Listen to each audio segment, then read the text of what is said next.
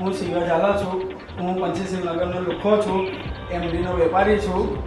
હું રીલ નહીં બનાવીશ, આજ પછી લુખાગીરી નહીં કરીશ, આવા સીન સપાટા નહીં કરું. આની હું માફી માંગુ છું.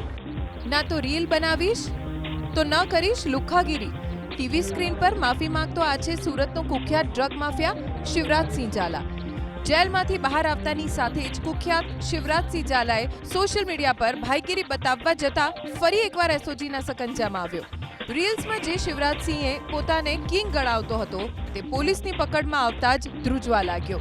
માથાભારે શિવરાજસિંહ ઝાલાએ કાપડના વેપારીને ચપ્પુની અણીએ ધમકી આપીને બળજબરીપૂર્વક 1.20 લાખ પડાવી લીધા, જે અંગે સલાબતપુરા પોલીસમાં ખંડણીનો ગુનો નોંધાયો હતો. ડ્રગ્સ માફિયાએ અત્યાર સુધીમાં પોલીસ પકડમાં આવ્યા બાદ 2 થી 3 વાર માફી માંગી ચૂક્યો છે, પણ તે સુધરવાનું નામ નથી લઈ રહ્યો. ભાટેના વિસ્તારમાં સક્રિય એવા શિવરાજસિંહ ઝાલાએ પોલીસના દરોડાથી બચવા હાઈટેક સુરક્ષા કવચ પણ તૈયાર કર્યું હતું. પોતાના ઘર અને આસપાસના વિસ્તારમાં 25 જેટલા હાઈ ડેફિનેશન સીસીટીવી કેમેરા લગાવ્યા હતા, જેનું મોનિટરિંગ તે પોતાના ઘરમાં બેઠા બેઠા કરતો.